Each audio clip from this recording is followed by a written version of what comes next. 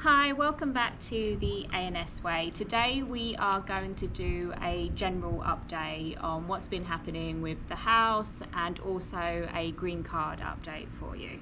But I think we'll start on the house first because lots been going on in the last couple of weeks there, lots of drama and issues. What do you want to start on? Should we start on the mortgage first? Yeah, I'm less stressed now, so. He's in a better place. We originally filmed a bit yesterday, and I think you were still high on tension. Yeah.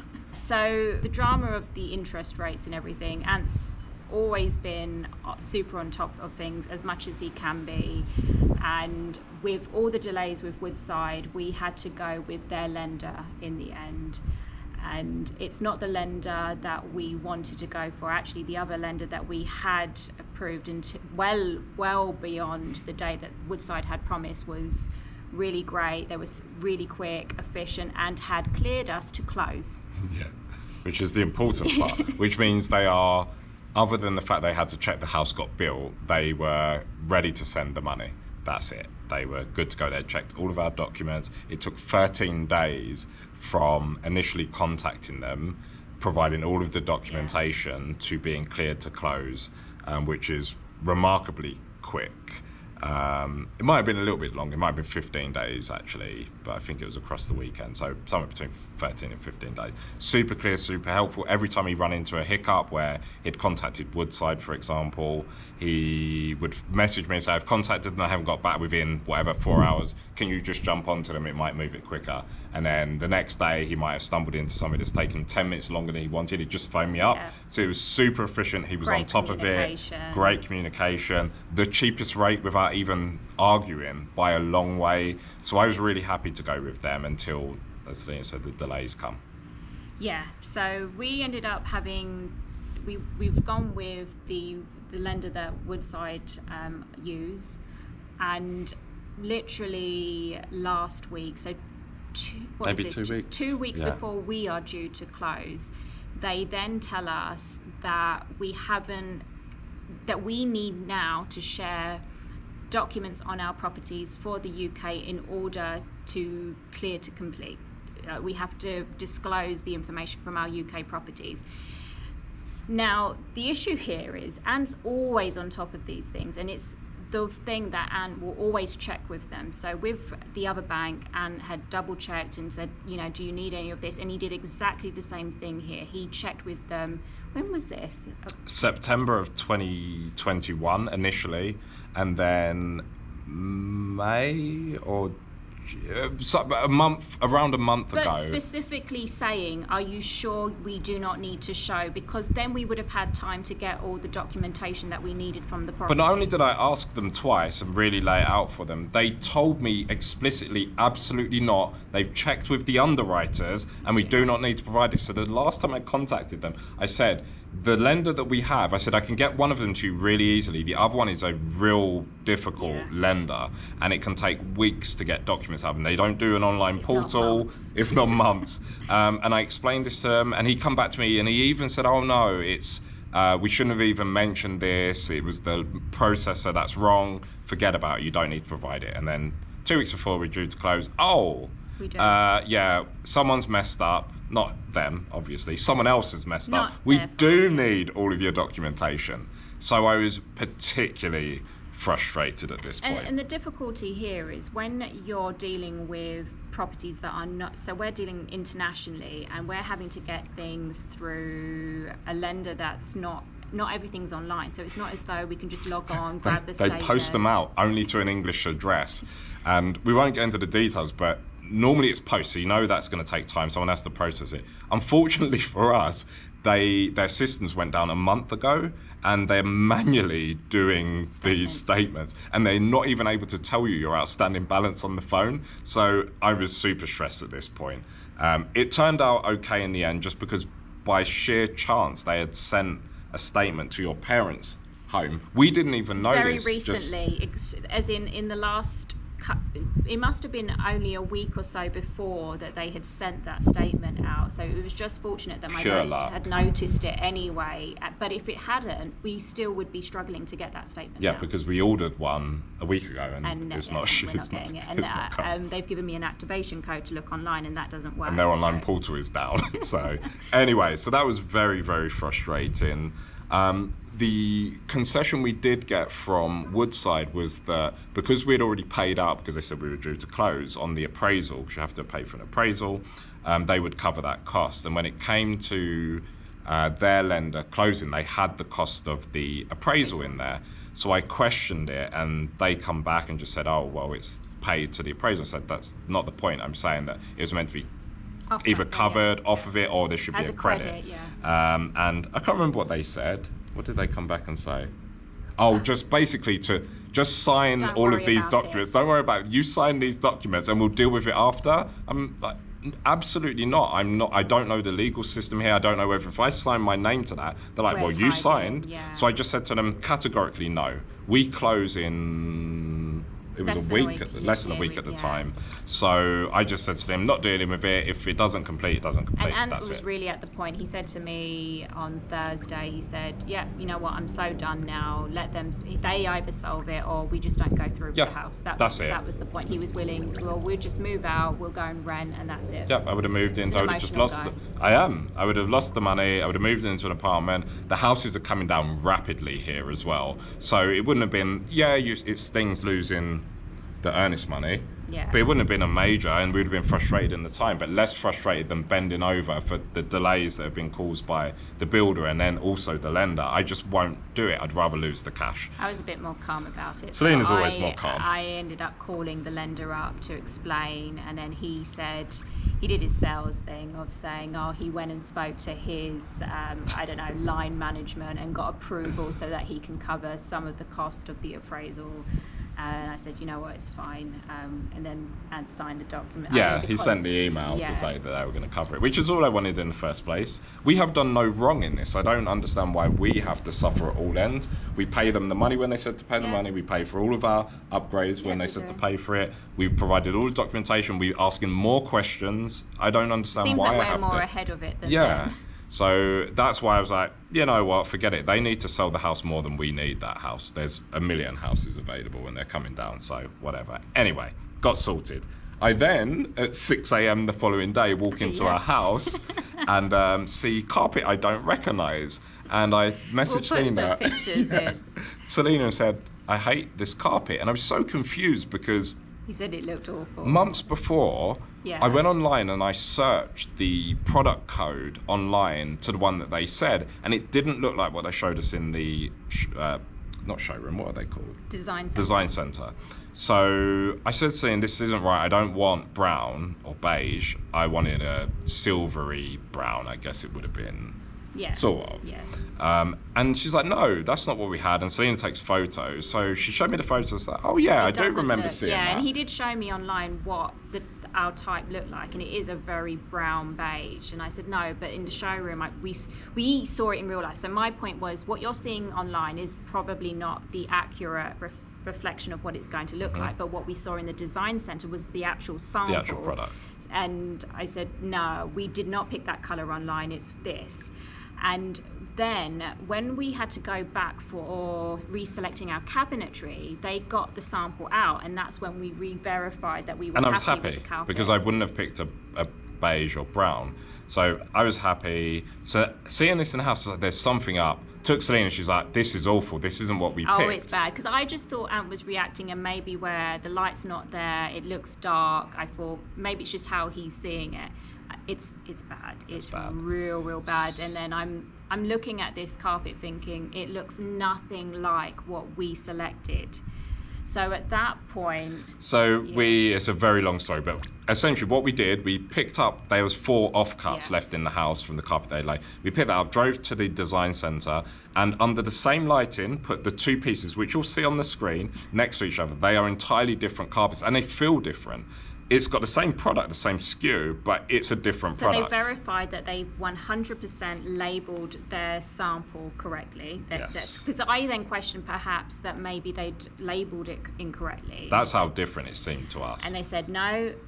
Their answer was that it's a dye lot issue. Well, their answer was, in her professional 30-year opinion, she cannot see any difference. That's what she started with. I can't So really basically see it. saying, you two are idiots, you don't know what you're doing, I'm a 30-year veteran at this, I can't see any colour difference, therefore there is not a colour difference. Now, we'll fast forward a bit. We took the pictures to the carpet shop. Bearing in mind, this is under the same lighting. We took a picture at the house and we took a picture in the showroom. We took them and put them side by side. The carpet guy just laughed. I then sent it to a friend that we have here, and I didn't tell him what had happened. I just said, tell me what you see in this. Is this the same carpet or not? And he's just like, no, they're completely different carpets. It's like, yeah, funny that. He's like, don't tell me they're trying to convince you it's the same product. Yes, they're telling us that we're stupid and this is the same product. They did eventually, you said, come round to, oh, it's just a dye issue. But their start point was, we're stupid. Just a major dye issue. Yeah. So I was then annoyed about that. And it's just compounding stuff. So obviously the delay, the finance issues, the fact that the other loan people cleared us to close within 2 weeks and this one has gone on now for months. Yeah. And we're still not cleared to close. We then go into the house. There's still loads of outstanding bits. I don't think it's all going to get done. I hope it will. I don't know that it will, though, because we're 3 days away. Yeah, so we went today to have a look at the house and we met the person, the drywaller, and he's tagged against every mark on the wall where he's had to redo it or it needs refinishing. So that was good to see, and he did try to reassure us that his job will be done. Yeah, that his job at least. There's would still be done. plumbing and the lights and all of that. And learned how to drywall as well. Yeah, it was good. It's fun. He showed me because I wasn't sure. I have no idea. I'm not We a have this tradesperson. huge gaping hole in the master ensuite toilet, but right by the toilet basin. It's a huge hole, so we were asking. I was just interested how it would be done, and I had watched a video before, but I wanted someone to show me, and he showed me exactly what they do. It's fairly interesting. Yeah. I liked it. It was good to meet him. So anyway, this was days ago now, or a couple of days ago, and I've kind of calmed down a little bit. It's still very frustrating, but I'm trying to make peace with the issues. The issues. We have decided that we're not going to keep the carpet that they put in because everything else does look nice so far, and it's just a bit of a shame because you come through the main entrance and you see it straight away.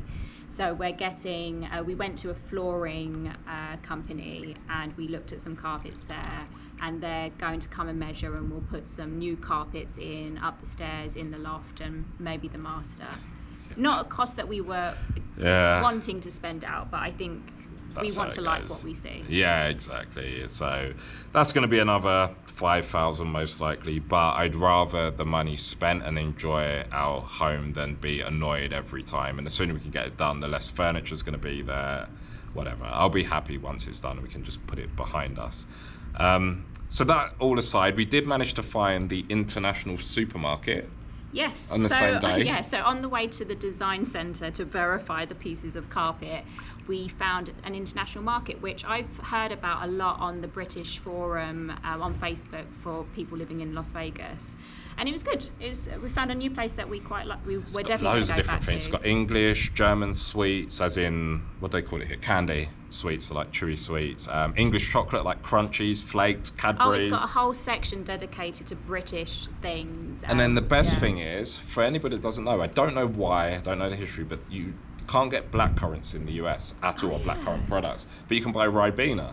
It's expensive. At an It's extortion. $10.50 for a litre and a half, but it's worth it. It's like, otherwise you've got to fly home. Yeah, so I had avoided it for a bit because I thought I'm not willing to spend $7 on a box of PG tips or $11 on Ribena, but I do get it because after a while you know what you do miss, and the fact is now we know where we can go and get some of this. So some of the products were a normal bar of chocolate was $1.40, which what's that, £1.20? I don't know what chocolate is now, but it's like 80-90 pence a pound. In Germany and France it's more expensive anyway. Confectionery is more expensive, so it's not that far off, I would say. For some of the products. For some of it. I think it's mainly the teas, some of the jam products, biscuits. Oh, we got West Indian curry powder, Indian jerk seasoning, Scotch bonnet. So Oh, yeah, hot you've sauce got here everything is there. not really hot sauce. They either do sriracha or some, Yeah, that's really weird. I don't know, I was going to use a word, but yeah, weird concoction. I don't consider that hot sauce. But they sell real, like, vinegar, Scotch bonnet, sugar, real hot sauce. Yeah. But that was really good. We'll share some of those clips in there. And also, so just to say, if you're moving to Vegas and you're missing your Yorkshire tea or PG tips, you can get them from the international market. In other news, with our green card, so back in December, we filed our petition to apply for the green card. So that's whether we qualified with my job status. So that approval came back in May. And now we're going through the adjustment of status. But as you go through the adjustment of status, you need to go for a biometrics appointment. And we went for that yesterday. Same day all the chaos happened. Yeah. So in and around the carpet, going to the international market, sorting the mortgage and everything, we had our biometrics appointment at 9 a.m. yesterday. So essentially what happens is they will send you a letter with the location, date and time. You have no influence over that. They just decide, they base it on where you live, and they will find the most local centre to you. And it does actually say on there that you need a good, if you can't make that appointment, you need to have a good reason why you can't. You can reschedule, but you have to have a good reason to not go. But that was actually very, very quick and efficient. So we turned up just before 9 and we were done by 9:35 with Ants chatting away with... No, you keep saying... It wasn't me. For once, the guy was talking at me the entire time. He was telling me how he used to do bodybuilding and to be fair to him, because normally I'm like, yeah, people always want to get into conversation. And he's like, oh, feel my arms. And they were pretty big. And he's like, I'm 60. It's like, wow. And he hasn't trained for ages. So the conversation, it was fairly impressive. The one thing I would say about the biometrics appointment, everyone was super friendly from the moment we turned up. So there's security as you go through, and they check your bags, and then you go through to the room. I would say all of the security staff were all very friendly. Yeah, They all said hello, and even the lady that checked but the our social security, so whatever that department that looks after that type of stuff, I guess that's Department of Work and Pensions, and then this one is the Homeland Security. Yeah, they've all been really good. The only bad one that we've really is the DMV. It's shocking. Yeah, that's true. But that's well known in the US, really, how bad the DMV is. Yes, so everything bad. else has been really efficient, and yeah, it was just a very good, very quick. You have a form where you fill in your details around where you were born. You have to fill in your weight and height, which they don't really check. Yeah, you guess your weight and height. They do check. If you say I'm not sure, they've got some scales and that. Yeah. But if you're like, yep, I'm 7'3", they're like, nah, give or take. Yeah, they ask you for your ethnicity. But there's only 4 ethnicities on there. Otherwise, both of us are unknowns. I put unknown, yeah. Because it doesn't cover what we are. And then, yeah, you essentially just go in, you get a number, then you go round, somebody will call your number, and they take your fingerprints, your photo, and then they take your signature. And that's it. So I was done in, I think, 5 minutes. And they couldn't fingerprint my sweaty palms, so he had to get a fan. Because he was feeling muscles. And he had to keep drying them off. Then he would wipe them and dry them again. But mine probably took 10 minutes. Yeah. Well, I don't know, 15 minutes. It seemed like you were there for ages. No, so 10 minutes. That's been done. And in the case of the green card now, I guess it's just waiting. I think the next step for us are the interviews. And I have no idea when that will happen. The attorney that's been filing for us, he predicts that everything will be done by latest May of next year, but he's predicting early of 2023 that we will have our green cards, which is exciting. Very good. And it's super quick, really. It's a lot quicker than I anticipated. But we also have had issues. I get really confused with all of this stuff, and I don't watch back our videos other than to... He doesn't watch my No, I videos watch them to edit. I don't watch them for information, and I don't understand all of the different bits that we're doing. So Selena's just like, we're going here for this, and I just go. So we've got this other bit, which is an extension of the current visa that we're on, because we lost a year, because when we applied for the visa and got it, it was a year before we actually left. Our extension is due in, 6-7 months? March of 2023, which is the relevant bit. Now, of course, if our green card arrives, we don't need to worry about our current L status. But our L status is due to expire in March of 2023, and it's too risky to wait for the green card to come through. So we now need to extend on our L status, and we can extend in 2-year increments. Now, for us, it should just be a case of just extending it once more. So we extend it for another 2 years, and that should more than enough cover whilst we wait for the green card. The issue is, in order to extend, you have to reapply essentially, and the best way to do it is to go back to your embassy. So we're going back to the London embassy to reapply, so we have to do that process. But what we didn't appreciate was the wait times because of the pandemic. Getting an appointment at the London embassy hasn't been that easy. And to explain a bit about this, I'm going to a wedding end of August, and I've also got a conference in Paris. So I'm going to be in England for about 3 weeks, or in Europe for about 3 weeks. So my plan was that we would just go and do the extension then. So Ant is joining me, and we thought, we'll just do it then. It's months ahead. Log on to the website, see there's no appointments until essentially November. Yes. Which means another trip to England. Which I was not happy about, because it's wasted money. It literally wasted money, because you have to pay a lot of money at the moment because flights are super expensive because of everything that's going on. You have to pay to stay there, and it's not as if you can land, do the appointment and go. It could be 5 days or so before you get your passport back they really with the new say visa. To give it a minimum of a full week to wait. Yeah. So we'd be paying out for a car, an apartment, or a hotel, whatever. Again, literally a month or 2 months after we get back. And I just wasn't happy, because for me, I know for you, you're going to your friend's wedding. I don't care either way. I'm not really into weddings. It's fine if I'm there and there's other stuff to do, but I wasn't just going to go for that.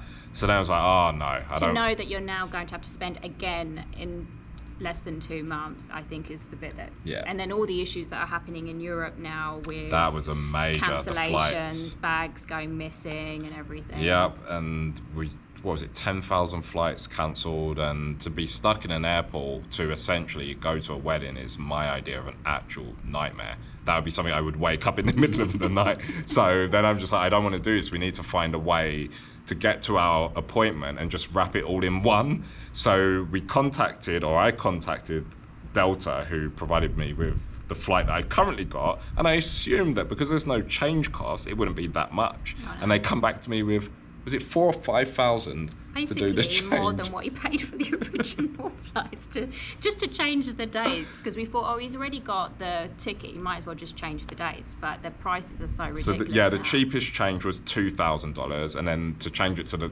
basically the equivalent of what I've got was $5,000, just the change fee on top of what I've already paid. But then, very fortunately, you've been checking every day. So the one thing, anyone that's going through this process, so the attorney did say to me when they were preparing the filing and said to book the appointment, that everyone is struggling with embassies globally, apparently, because they're not staffing them in the same way. So they just said you might not get an appointment when you're there, so just keep looking. So what I did, literally every single day for the last 1.5 to 2 weeks, I've been constantly just refreshing the website, looking at appointments, and for a good week, nothing, not anywhere, not even open slots in August or September. And I thought, this isn't going to happen. But only last night, really randomly, these spots started coming up, one in August and then one in September. So we've booked that. So I say we lucked out there, but I would say anyone that's going through the process, just keep checking, because you might get an appointment when you need it.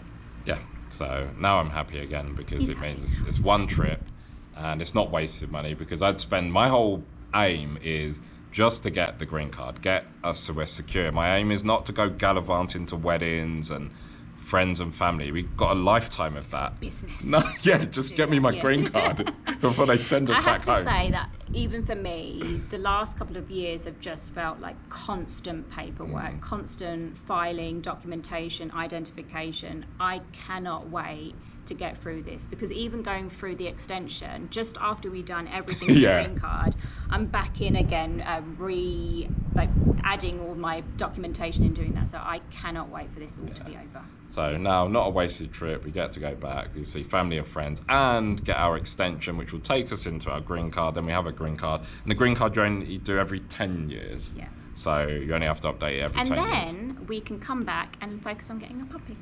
Oh yeah, yeah. Because if we were going back in November, we would have to wait. So. Yeah. So yeah, we should have one before the end of the year. No. Yeah. So that's our update on the house issues. Just general life. Green card. Hassle. Yeah. Doesn't always go to plan. It looks like it's all fun. No, It's it not. definitely doesn't always. But we'll see what happens next week, because next week is when we actually Oh yeah, complete yeah. and move in. So we'll be moving out of this property into our new home, and hopefully everything goes well. Maybe. Thanks for watching.